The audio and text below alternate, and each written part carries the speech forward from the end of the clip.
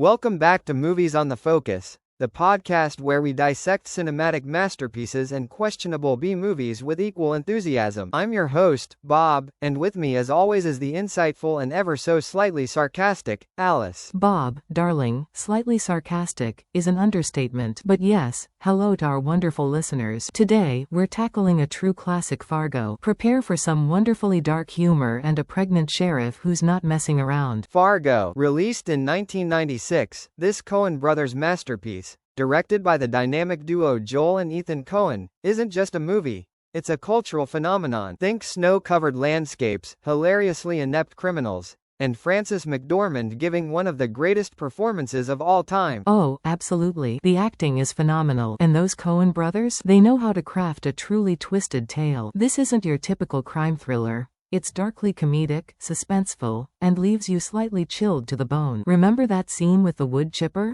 Oh, don't even get me started on the wood chipper. Iconic. But the movie raked in awards, too. It won 2 Oscars. Can you believe it? And an impressive 84 wins and 58 nominations in total. It's rated R, by the way, for all you parents out there. The critics loved it too, with a Rotten Tomatoes score of 95% and a Metacritic score of 88. IMDb gave it a solid 8.1/10.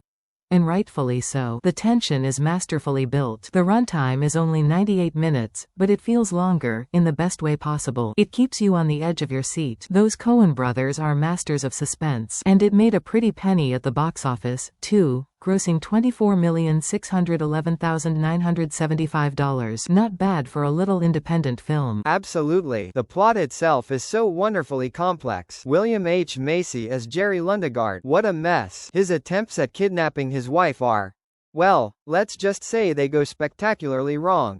And Frances McDormand as Marge Gunderson, the pregnant sheriff? She's the absolute best. Her calm demeanor amidst the chaos is just brilliant. She's both incredibly capable and incredibly relatable. True. And Steve Buscemi, perfectly cast as the nervous and slightly unhinged Carl Scholter. The supporting cast is just as memorable as the leads. It's a film full of memorable moments, unforgettable characters, and just enough dark humor to keep it from being entirely bleak. It's a film you can watch again and again, and still find something new to appreciate each time. So, listeners, if you haven't seen Fargo, add it to your watch list immediately. And if you have seen it, what's your favorite scene? Let us know in the comments. That's all the time we have for today.